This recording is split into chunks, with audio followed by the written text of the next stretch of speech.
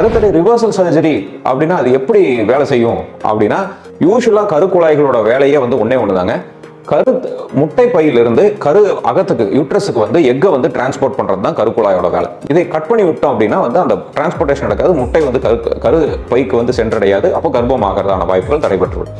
So இதைவே reverse பண்ணும் பொழுது அந்த டியூப் வந்து யூஸ்வலா 3 லேயர்களா இருக்கும். ஒன்று வந்து உள்ள மியூகோசல் சீலியர் லேயர்னு சொல்லுவோம், அதுதான் வந்து முட்டையை வந்து தள்ளி கொடுக்கக்கூடிய லேயர். இன்னொன்று தசை பகுதிகள், அது வந்து நல்லா அந்த டியூப் வந்து வலுவெடுத்து சேர்த்து வைக்கிறது. இன்னொன்று சிரோசல் லேயர்னு சொல்லுவோம், அந்த லேயர் வந்து மிச்ச ஏரியால இருந்து அந்த ஃபுல் டியூபையும் பாதுகாக்கக்கூடிய லேயர். இந்த 3 லேயர்களையும் ப்ராப்பரா லேப்ரோஸ்கோபி முறையில அதை வந்து ஜாயின் பண்ணும் பொழுது இது இல்லாம முட்டைகள் வந்து நல்ல சீலியரி மூவ்மெண்ட்ஸ் மூலியாக வேகமாக கரு அகத்துக்கும் வர்றதுக்கான வாய்ப்புகள் ஏற்படுத்தி கொடுக்கறதா வந்து tubal reversal or recanalization surgery அப்படிங்கிறதுங்க. டியூபல் ரிவர்சல் சர்ஜரி பத்தின எல்லா வீடியோஸுமே எங்களுடைய யூடியூப் சேனல்ல டியூபல் ரிவர்சல்ங்கிற பிளேலிஸ்ட்ல இருக்கு. கம்ப்ளீட்டா பார்த்து அதுல ஏதாவது டவுட்ஸ் இருந்தா அதுலயே கமெண்ட் செக்ஷன்ல கேள்விகளை கேளுங்க. தொடர்ந்து நம்ம இதை பத்தி டிஸ்கஸ் பண்ணுவோம்.